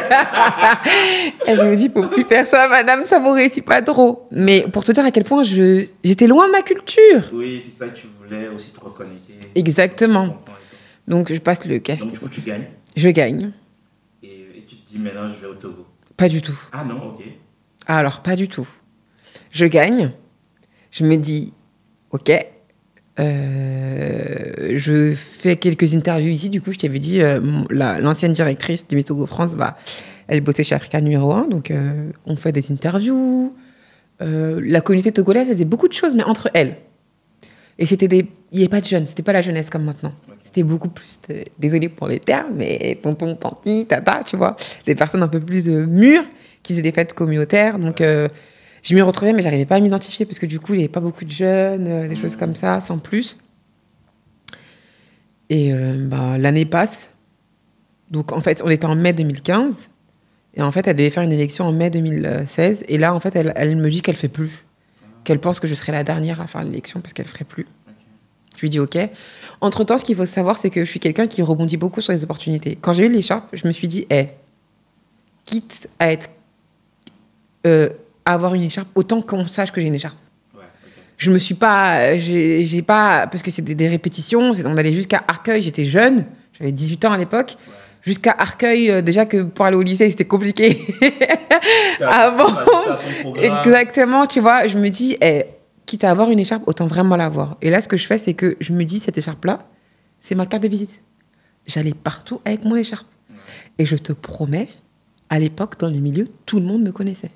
Parce que j'allais partout avec mon écharpe. Et les gens disaient, dès qu'on parlait du Togo, on disait, ah, tu connais Malvina? Et moi, j'ai des gens qui m'ont dit, Malvina, je te connais pas, mais on m'a parlé de toi parce que j'ai posé une question par rapport au Togo. Parce que j'allais dans les événements, j'allais dans les salons, Foire de Paris, partout. Je me disais, mon écharpe, c'est ma carte de visite. Je peux débloquer une opportunité avec ça, en fait, tu vois. Je veux absolument qu'on me connaisse. J'allais dans d'autres élections, parce que du coup, c'est là où j'ai compris qu'il y avait d'autres élections de la diaspora. D'accord. Donc, il y avait Miss Sénégal, Miss Mali et autres. Avant, je ne connaissais pas du tout. Je commençais à m'y intéresser. De là-bas, je rencontre des stylistes. Des stylistes qui me disent, ah, ça t'intéresse de défiler pour moi? Donc, de fil en aiguille, je fais des défilés. Je vais à un événement, Miss Guinée, je rencontre mon futur agent, parce qu'après, j'ai signé en agence. Du coup, je rencontre un agent qui me dit, mais on peut te propulser dans le mannequinat, ça te dit et tout, ok. Donc, du coup, je signe en agence avec lui. Et tu vois, je me dis, c'est parce que je suis partie oser. Si je suivais la directrice du comité à l'époque, Parce qu'en fait, elle, je t'explique, elle m'a élue et c'est fini. Parce que du coup, elle, c'est juste, en fait, limite, c'est comme si elle faisait une fête communautaire. On élisait Miss Togo et c'est fini. Il n'y a pas une année où tu défends ton mandat et tout, je comprends. Les autres filles, apparemment, elles avaient fait un projet humanitaire. En fait, je pense que comme j'étais la dernière, je lui en veux pas trop. Pour organiser maintenant, au début, je l'en voulais, mais pour organiser un événement maintenant, il faut avoir les épaules, il fallait le comprendre, tu vois. Ouais. Mais en fait, c'est que je pense que comme c'était sa dernière édition, elle a lâché. Elle s'est dit, bon, c'est Balbina, c'est fini, tu vois. Or qu'en fait, non, il y a des choses à faire, tu vois. Un titre, ça reste pas un titre. Enfin, c'est ce que je dis aux filles que j'entraîne ici, mais même, donnez-moi même l'écharpe de Miss Poubelle, vous allez voir, je suis quelle Miss Poubelle, je sais pas, Miss n'importe quelle poubelle, tu vois, j'ai été élue la plus belle poubelle de, je sais pas, tu vois, en fait, en réalité, c'est juste qu'à ce moment-là, j'ai compris que, ouais, si les gens ils se sont assis dans tout leur cœur de métier dans le jury et qu'ils ont estimé que j'étais au-dessus, c'est que j'ai quelque chose. Donc, il faut que je cherche à comprendre ce qu'il y a et que je joue de ça, tu vois. Pas en termes beauté physique ou autre, en termes opportunité. Je me suis dit, je dois rebondir. Donc, je suis en agence de mannequinat, tout se passe bien, ma vie est belle, j'ai pas de problème. Mes trucs de Miss Togo, je ne connais pas. C'est incroyable, mais vrai ce que je vais te dire. Je ne connais pas Miss Togo à ce moment-là. Je bosse à l'époque chez Elan Edelman, donc une agence de communication. J'étais hôtesse d'accueil, je me faisais des sous un peu pendant les vacances. Et là, je tombe sur juin. On est juin, je tombe sur appel au casting Miss Togo sur Facebook. Je pense qu'à force. Je sais pas si c'est là où l'algorithme, ouais. Je sais pas si l'algorithme à ce moment-là qui est né. Et je tombe sur appel le casting Miss Togo. Et je regarde, je me dis, oh, c'est trop bien et tout, ça a l'air bien. Pourquoi je participerais pas? Et je regarde, je vois qu'ils disent, ouais, c'est au mois d'août et tout et tout. Et je bosse à ce moment-là. Et du coup, j'appelle la directrice du comité. Je lui dis, ouais, j'ai envie d'aller à Miss Togo et tout. Elle me dit, va pas là-bas. Là-bas, les gens, ils gagnent. Les filles qui viennent de France, elles gagnent pas. Tu vois, elle avait déjà envoyé des filles. Elle me dit, en plus, tu viens de France, ils vont dire que tu n'es pas une enfant du pays, hyper défaitiste. Ouais. Elle me dit, va pas. Donc, j'enlève l'idée de ma tête. J'en parle à mon agent, il me dit, non, mais il y a tente, en fait. Perdre, quoi, ouais. Tu vois, il me dit, tente. Puis je dis, ok. Je garde dans un coin de ma tête. J'en parle à ma tante, parce que je me dis, ok, je fais Miss Togo, mais après, c'est quoi la suite, tu vois. Après, dans ma tête, je me dis, écoute, Balbina, va au Togo, embrasser des vacances. Je te promets. Là, je te le dis, hein, personne ne le sait, j'ai jamais témoigné comme ça. Je me dis, je m'inscris à Miss Togo. C'est des vacances. C'est ce qui se passe là. Exactement. En fait, je me dis, c'est des vacances. Ouais. Donc, ça se passe pour moi à part des vacances. Ouais. L'élection, elle a lieu au mois d'août. Donc, ils disent que le casting, c'est fin juillet. Ouais. Donc, ça me fait un mois de vacances, en vrai. Donc, je me dis, au pire des cas, j'ai passé des bonnes vacances, je rentre, j'ai ma rentrée. Parce que du coup, j'ai commencé à travailler pour payer mon école de journal. Ouais, ok. Parce que du coup, mon école était payante, comme toute bonne école. Donc, je me dis, j'ai ma rentrée au mois de septembre, j'ai fait l'élection, je rentre à ni vu ni connu, le Togo, ça buzz pas, les gens sauront pas que je suis partie me taper un poteau là-bas et tout, tu vois. Donc, c'est comme ça. Ouais. Et en fait, du coup, je demande à ma boss des congés. Elle me dit, je te donne pas de congés. Je lui dis, mais j'ai... Et là, je vois qu'elle gâte mes plans un peu. Je lui dis, mais j'ai besoin de partir en congé et tout. Je parle à ma mère, je parle à ma sœur. Je lui dis, hey, maman, j'y vais. Franchement, j'y vais. Ma mère, elle me dit, oh, ok. Et à ce moment-là, quand ma mère, elle me dit, ok, je me dis, je peux plus faire machine arrière. Parce que je t'ai toujours dit, elle était un peu, ouais. Et là, elle me dit, ok, je démissionne. Je demande mon solde tout compte. On me donne mon solde tout compte. Je paye mon billet. On me donne mon solde tout compte. Je mets mon solde tout compte sur mon chèque. On est, je crois, le 22... Le casting, c'était le 28 juillet. Là, je te parle, je crois, on est le 24 juillet. J'envoie un message à Patrick Amanda, du coup, qui était même pas... Juste, je sais même pas pourquoi je lui envoie un mail à lui, mais je crois que c'est le seul mail que j'ai réussi à trouver. Ouais. Il me dit, envoie ta candidature à ce mail-là. Donc, j'envoie. On me dit, vous êtes sélectionné pour le casting. OK. Je dépose mon chèque le 25. Le 26, le chèque apparaît sur mon compte. Je prends mon billet d'avion. Le 27, j'arrive à Lomé. Je débarque au Togo. J'arrive chez ma tante. Ouais, t'es là pourquoi? Je vais faire Miss Togo. Elle me dit, mais tu t'es préparée et tout? Non, on y va. On teste. Franchement. Et je me dis, je connais pas les filles togolaises. J'avais pas d'appréhension du tout. Parce que j'avais passé une très bonne aventure avec les filles ici. Ouais. Et je me suis dit, mais quoi? Enfin, je connais pas mon pays. J'y étais allée, du coup, à cette période-là. Ça faisait la deuxième fois que j'y étais allée. Je me dis, mais attendez, je veux faire Miss Togo. Enfin, j'ai envie de faire Miss Togo. pourquoi pas. Entre-temps, à savoir, j'avais postulé pour faire Miss Île-de-France ici. Okay. On m'avait repéré déjà, je n'avais même pas postulé. On m'avait repéré pour Miss Île-de-France, donc 2015. Ouais. Oui, il faut que vous vous inscrivez et tout. Je fais le casting, je fais tout. À la fin, on me dit, je suis pas prise. Pourquoi je suis pas prise? Ouais, vous êtes trop en forme. Ouais, en plus, comme vous êtes black. Ah ouais, ok. C'est-à-dire que quand je suis allée au Togo, j'avais une détermination de dire au comité Miss Île-de-France, les gars, vous avez loupé votre Miss. Vous n'allez pas comprendre. Ça va taper quelque part d'autre. Ouais. Si mon heure, elle n'est pas là, elle est quelque part d'autre. Et au pire des cas, si elle ne l'est pas, j'aurais sauté une étape. Parce qu'en gros, j'aurais passé Miss Île-de-France avec une régionale, tu vois. J'aurais passé l'étape, je serais partie directement sur un plateau télé, trop bien. Donc je le fais. Je fais le casting, je suis sélectionnée. Oh là là, quand je suis sélectionnée, je me dis, mais dans quoi je me suis mis? Parce qu'à ce moment-là, en fait, quand je suis sélectionnée, je me dis, mais en fait, Miss Togo, elle vit au Togo. C'est là où je réalise, en fait. Et je me dis, mais je fais comment? J'ai mon école de journal, je me suis inscrite, j'ai lutté pour avoir l'école, mes études, on m'a mis en 2e année et tout. En fait, je vois toutes mes opportunités. Ouais. Je commence à réfléchir. Je me dis, ouais, franchement, c'est pas grave. On pense pas à la couronne. En fait, je me dis, ne pense pas à la couronne. Vas-y pour kiffer. J'ai passé une aventure. C'est la meilleure aventure de ma vie. En fait, c'est très simple. Les filles, elles avaient leur truc un peu axé sur, représenter le Togo à l'international et tout. Moi, j'étais trop contente. C'est pour la première fois de ma vie que je vivais avec 28 Togolaises, 100%, qui parlaient que Mina toute la journée. Tu vois, en fait, j'étais dans un truc, j'étais trop contente. Et je disais aux filles, ouais, c'est quoi? Un truc tout con, mais tu vois, nous, on joue à la marelle et tout. Et vous, c'est quoi vos jeux?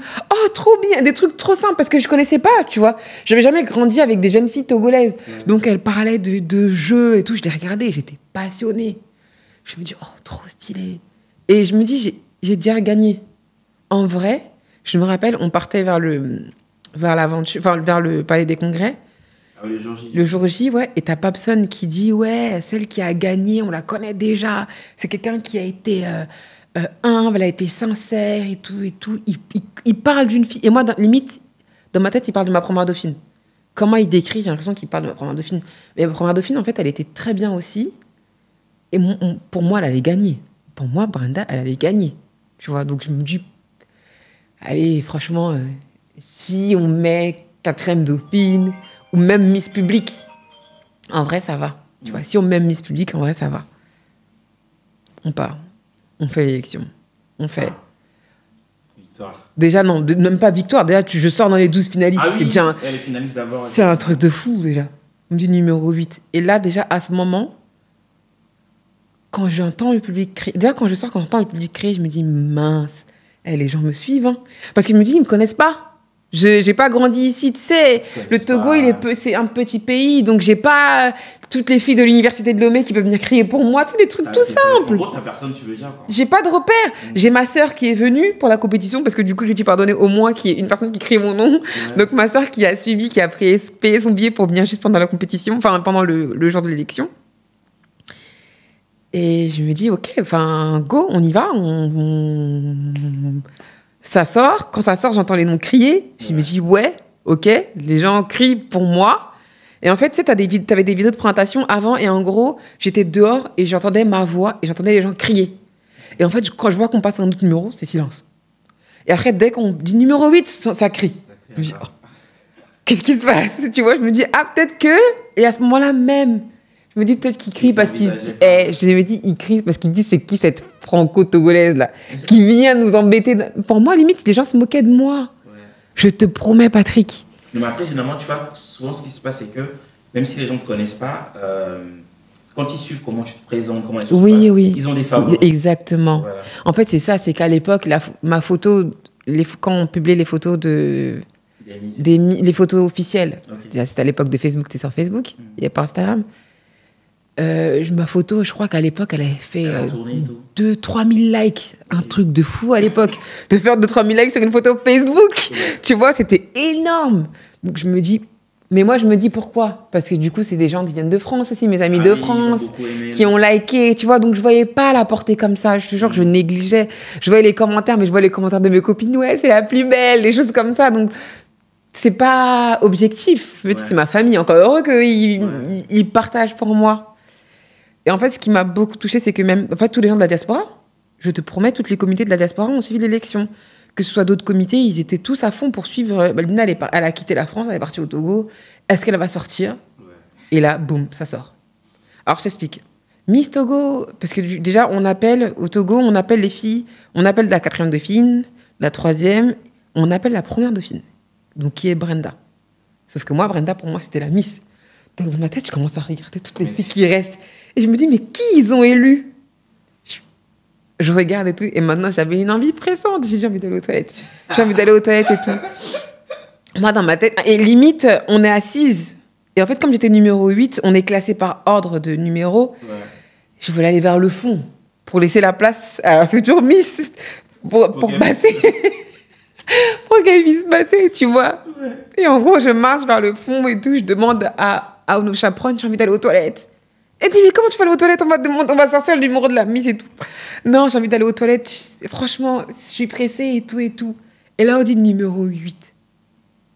En fait, quand on dit numéro 8, je t'explique, je parlais avec la chaperonne. Encore. J'étais en train de négocier ma place aux toilettes. Okay. Ça veut dire qu'on dit numéro 8. Et je suis là, je dis, j'ai envie d'aller aux toilettes et tout et tout. Et ils disent numéro 8. Et du coup, là, tout le monde commence à crier numéro 8, numéro 8. Et je dis, mais c'est toi, quoi. J'avais limite oublié mon numéro. Et là, à ce moment-là, je pleure. Bah ouais, j'ai vu la vidéo. Mais je pleure parce que je me dis, mais ils m'ont élu. Mais c'est des fous. Est-ce que c'est des pleurs de joie, c'est des pleurs de tu vois tout ce qu'il y a après en fait, c'est des pleurs de qu'est-ce qui m'arrive. Ah, okay, je ne comprends rien. Okay. C'est quoi les calculs? Les calculs sont pas bons. C'est des pleurs, des calculs sont pas bons. Et en fait, je suis juste émue de voir comme le public a cru en moi. Ouais. Et en fait, plus j'avance et je vois les gens sauter de joie. Mais je te promets, j'ai vu aucun visage pas content. Et j'ai fait des élections. J'en ai présenté 2 après. J'ai présenté 2 élections de Miss Togo après. C'est pas pour me jeter des fleurs. Hein. Je n'ai jamais vu les visages que j'avais, là, des gens qui sautaient. C'est limite, c'était unanime. Et après, la secrétaire du comité, elle m'a dit, tu sais quoi? Elle a dit, chaque année, normalement, on reçoit des appels après pour dire, ouais, la Miss que vous avez élue là, elle est pas bien. Elle a dit, Lina, le téléphone n'a pas sonné une fois. Elle a dit rien. Rien. C'était unanime. Moi-même, j'ai dit, donc moi qui suis là dans mon 1m81 à l'époque, j'ai fait l'unanimité. Incroyable. Ça t'a reboosté, ça? Dans ma confiance, ouais. Okay. En fait, ça m'a reboosté et surtout, je me suis dit, c'est ça mon identité. Clairement. À ce moment-là, je me suis dit, ouais, je suis togolaise. Avant ça, j'étais toujours dans mon mélange de culture franco-togolaise, tu vois. À ce moment-là, je me suis dit, ouais, je suis togolaise. En fait, j'ai compris que j'étais togolaise. Je me suis dit, le public m'a accepté. Donc, je vois pas pourquoi moi, je m'accepterais pas. Tu vois, jusqu'au... Même après la couronne, tu vois, je sentais un peu cette culpabilité en mode, ouais, je suis venue voler l'opportunité des filles ici. Tu sais, parce que Miss Togo, les filles, elles gagnent une voiture, elles sont payées, elles sont sorties. C'est des filles qui sortent peut-être d'endroits... Elles des voyages aussi et tout. Tu vois, elles voyagent.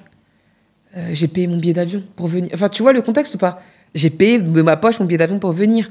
Les autres candidates qui sont là, je ne sais pas si elles avaient quelque chose pour aller se payer un billet plein pot au mois d'août du jour au lendemain. Je crois que j'ai payé mon billet 1200, 1300 euros comme ça d'un coup. Ouais. C'est un budget. Mais pour te dire à quel point on n'avait pas on n'était pas dans le même univers. Donc j'ai commencé à culpabiliser. Hein. J'ai culpabilisé grave. Je me suis dit, je suis venue voler l'opportunité d'une fille.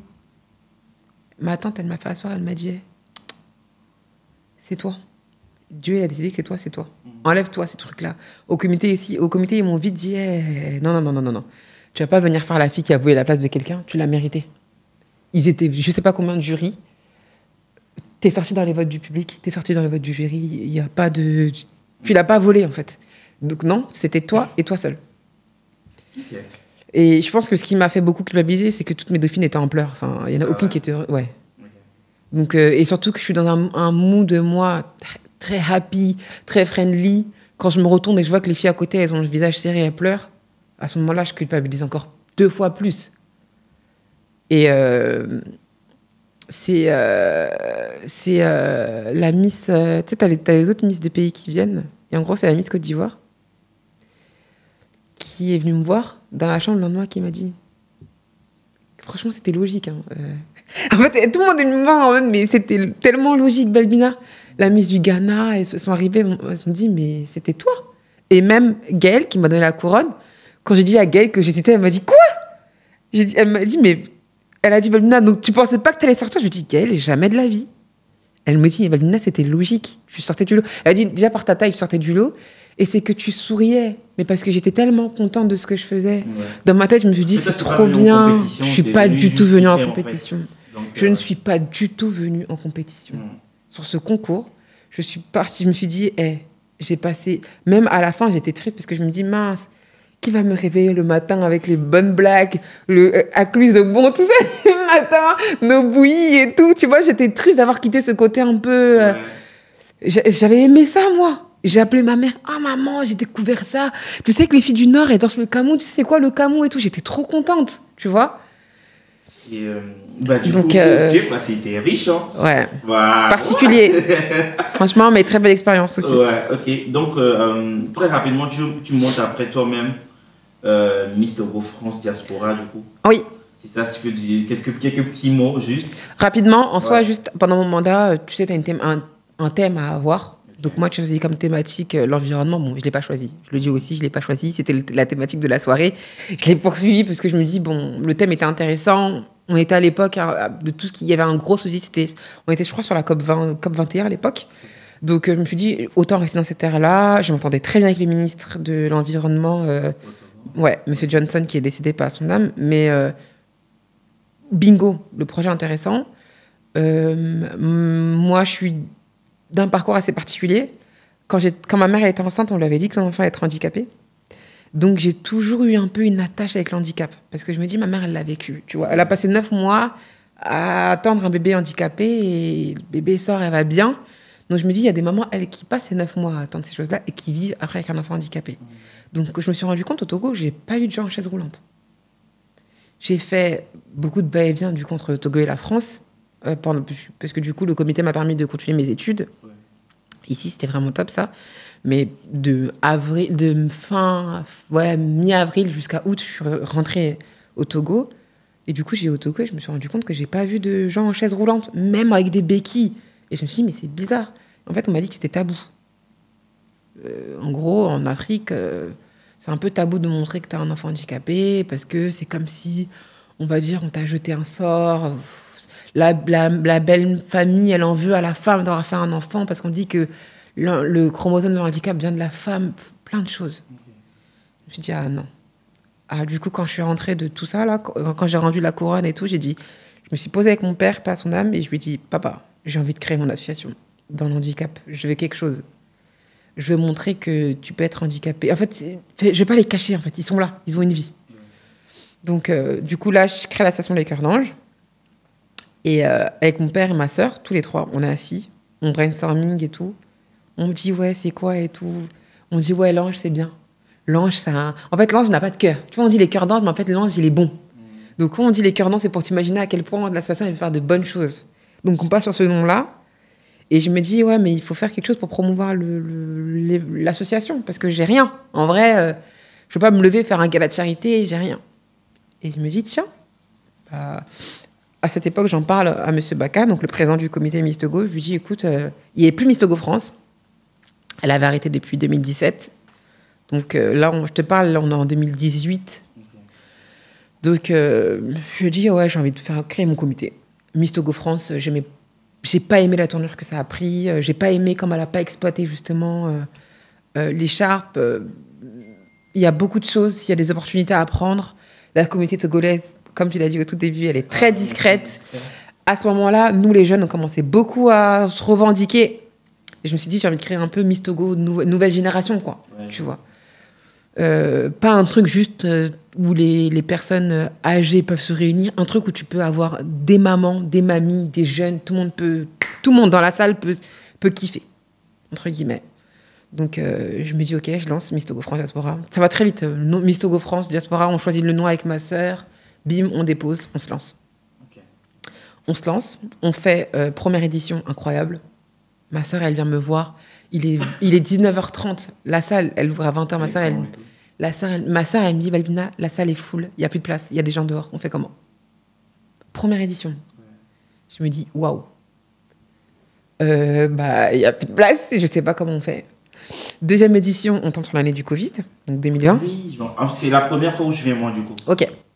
On tombe sur l'année du Covid, et là, même pareil. Là, en gros, on a des restrictions, et la ville, toujours adorable avec moi, c'était interdit. Normalement, c'était interdit à partir, je crois, du dimanche de faire un événement. Okay.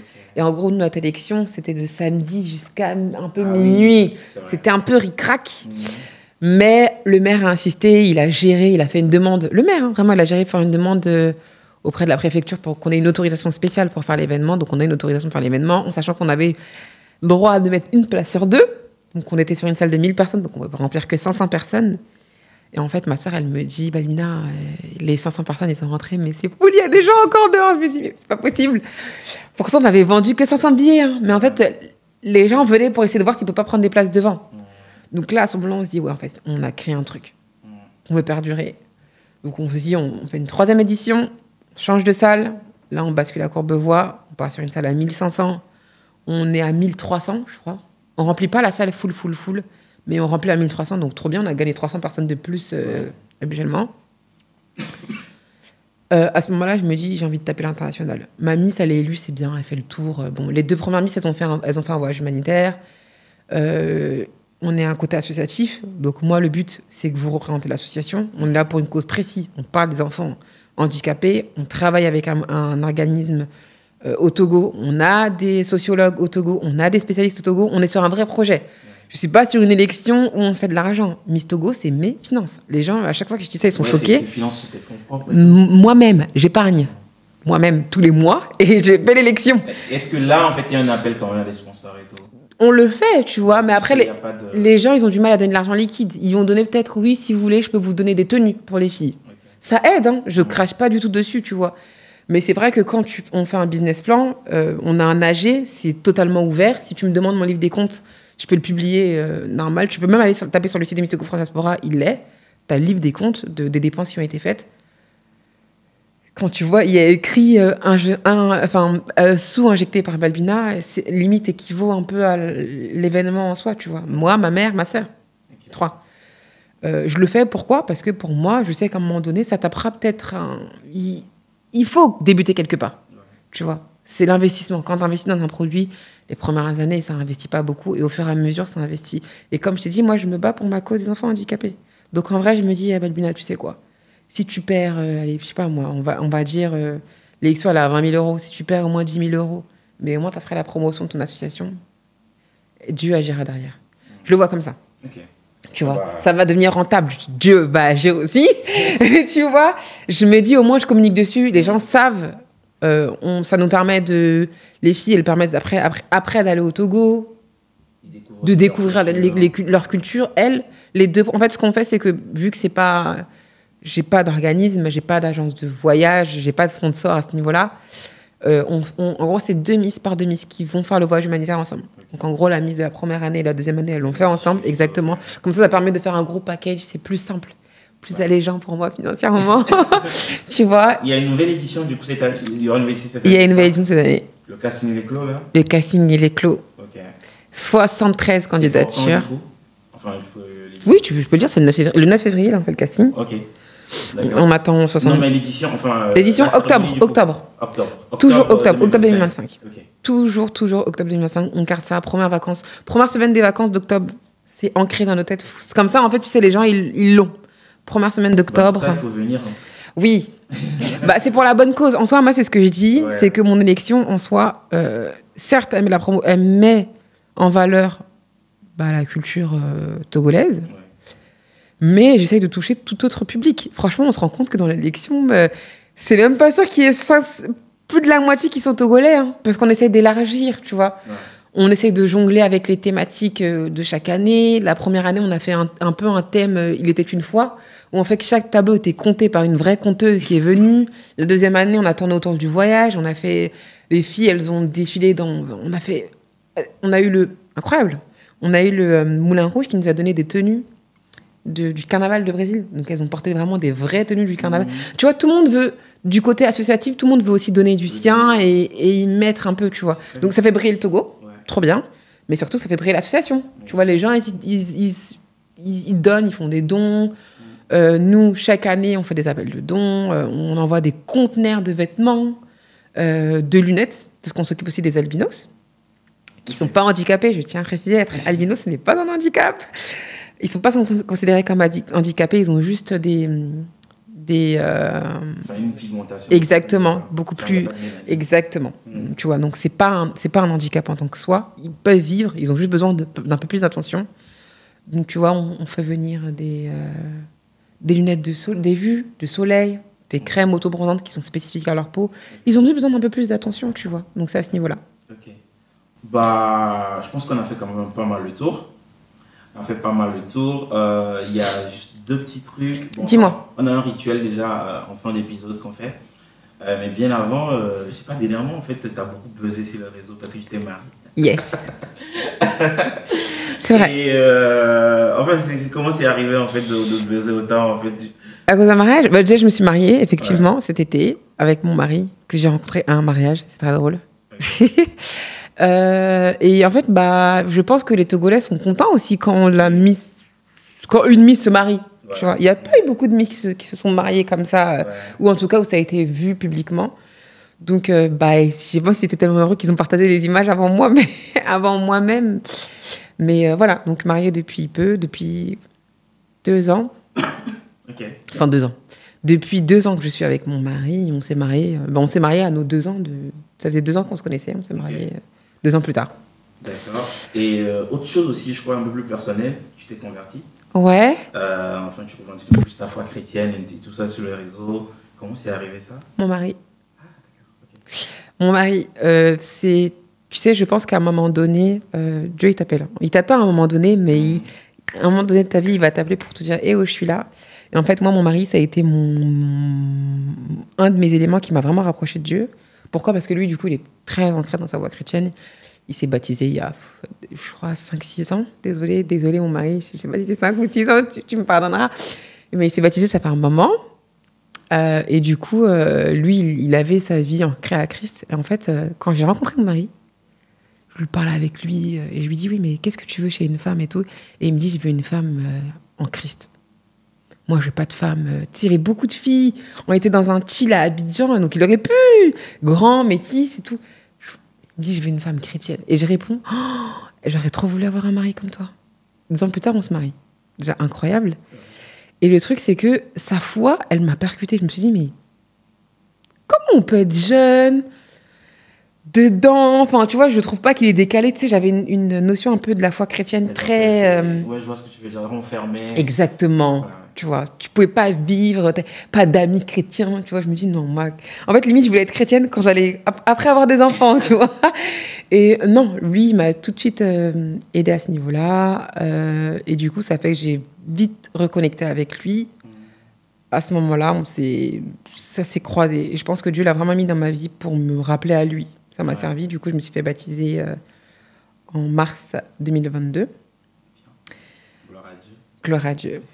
Et depuis, jeune fervente de Christ, vraiment, je proclame que Jésus est mon sauveur et mon Seigneur.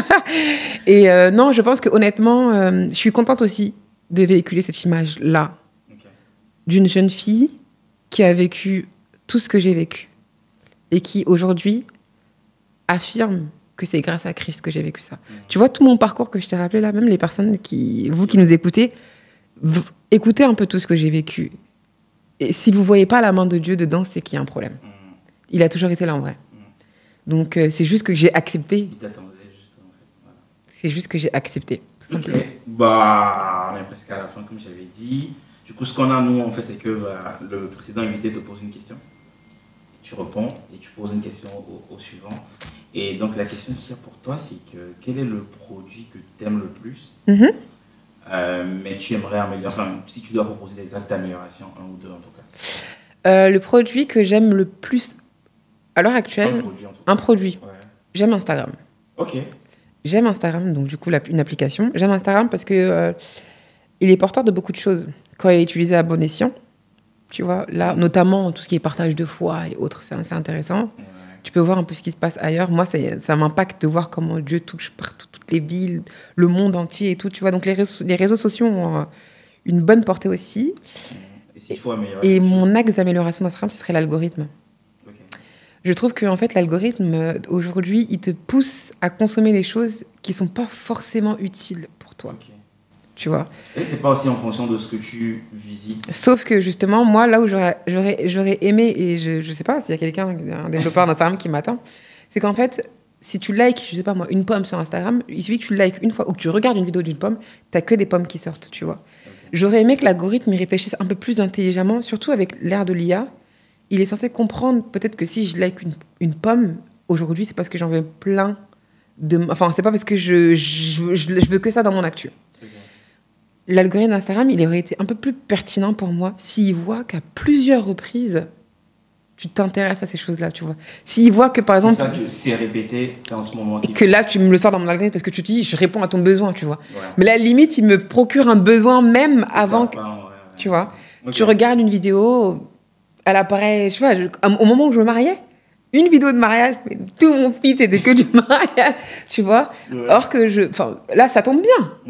Mais je pense qu'il peut être un peu plus poussé parce que là, tu vois, je regarde des trucs de recettes et j'ai pas envie de cuisiner H24. Mais là, mon feed, il est rempli de trucs de recettes, de déco. Je pense qu'il peut y avoir une axe d'amélioration dans ce niveau-là, avec un algorithme un peu plus travaillé qui se dit, je sais pas moi, au bout de 5 clics, on y va. C'est qu'elle en a besoin, tu vois.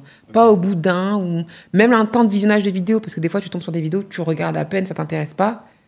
Et après tu en as dans ton feed, tu vois. Donc peut-être qu'il se dit que peut-être pour elle, il est pertinent. Je sais pas, une pertinence, on se dit si elle a quand même regardé 30 secondes de la vidéo, c'est que ça peut quand même l'intéresser. Ou si elle dépasse les 30 secondes, après, à ce moment-là, tu peux lui envoyer une... go publicité, comme ils le font si bien maintenant. Comme ils le font maintenant. Ce sera quoi ta question pour le prochain invité ? Ma question pour le prochain invité, c'était... on est dans un ère actuel où aujourd'hui, la parole a du pouvoir. Okay. Si aujourd'hui, tu avais la possibilité de changer une chose juste avec la parole, qu'est-ce que ce serait ? Ok, intéressant. On suivra au prochain épisode. Et toi, est-ce qu'il y a un jeune ou une jeune qui t'inspire actuellement ? Influenceur ou des choses comme ça ? Pas forcément. Quelqu'un que tu connais même dans ton entourage. Quelqu'un qui m'inspire ? Qui t'inspire, que tu admires en tout cas. Wouh alors, honnêtement, oui, mais après, c'est juste... c'est la personne qui me suit, moi, dans mon église. D'accord. C'est en termes privés, donc elle s'appelle Josita, j'adore. C'est celle qui me suit, et en fait, c'est juste qu'elle a mon âge. Et je la vois, et je me dis, ouais, non, mais elle est incroyable. Je vois comment elle arrive à impacter, je vois comment elle arrive à prendre le lead pour parler de Dieu. Devenue pasteur aussi à son âge. Formée dans tout ce qui est soins pastoraux, donc comment prendre soin des gens et autres, tu vois. Et ça, c'est quelque chose qui... Elle a mon respect énorme. Je l'appelle, des fois, je lui pose des questions, et elle arrive à me recentrer. Je lui dis, mais comment elle fait, tu vois ?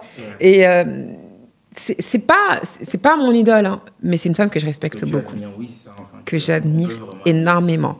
Après, d'un autre point de vue qui est totalement là, tu vas pas comprendre, mais très journalistique. Le tunnel de Jennifer Houston, dis-moi que tu l'as vu quand même. Non. Si je te dis Aaron Pierre, Mufasa, tout le monde connaît. Oh là, oui, okay. Tu vois son tunnel à elle. J'en peux plus de voir cette vidéo.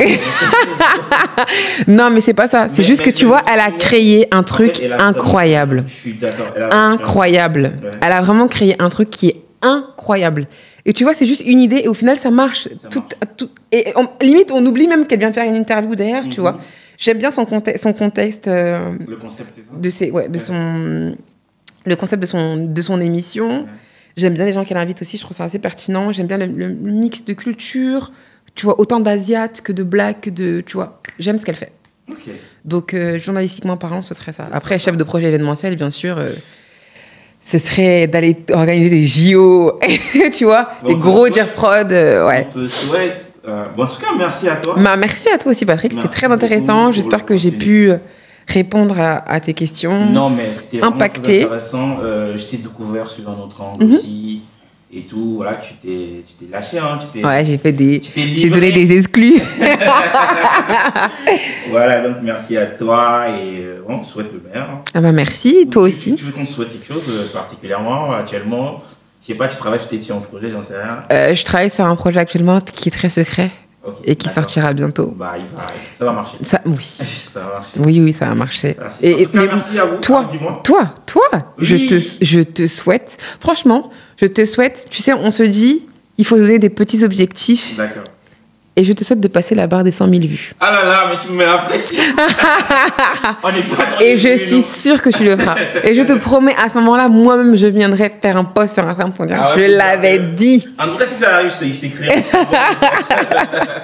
En tout cas, tu le mérites. Ok, bah, merci à toi. Merci à Zéna aussi pour la connexion. Oui, c'est vrai. Ouais. Merci à Zéna. Tu vois, comme quoi à l'église. Ouais, ça va. Bah, merci à vous. Merci de nous avoir suivis. On espère que vous avez kiffé et tout. Et bien, à la prochaine. À la prochaine. Ciao.